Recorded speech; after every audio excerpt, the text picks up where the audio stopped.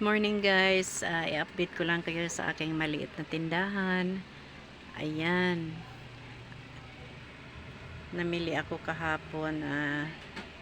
Araw-araw naman ako natakbo doon sa aming malapit na grocery kasi ayoko nang nawawalan siya ng laman, lalo na pag may naghahanap.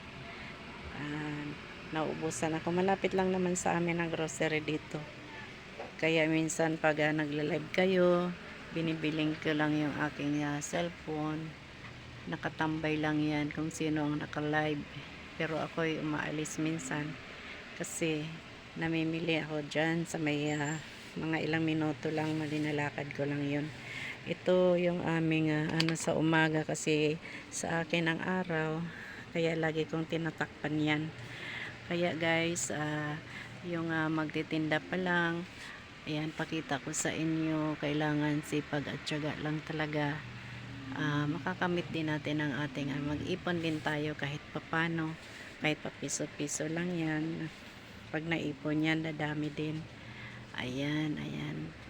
Ayan o, yung aking alaga na sa ibabaw ng rep.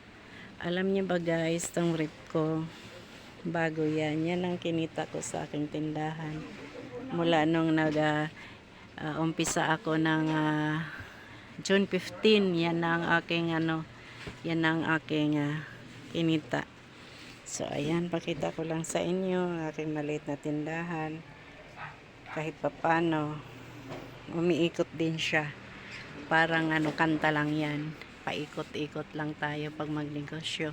Kailangan pangalagaan talaga natin na hindi mawala yung ating puhunan.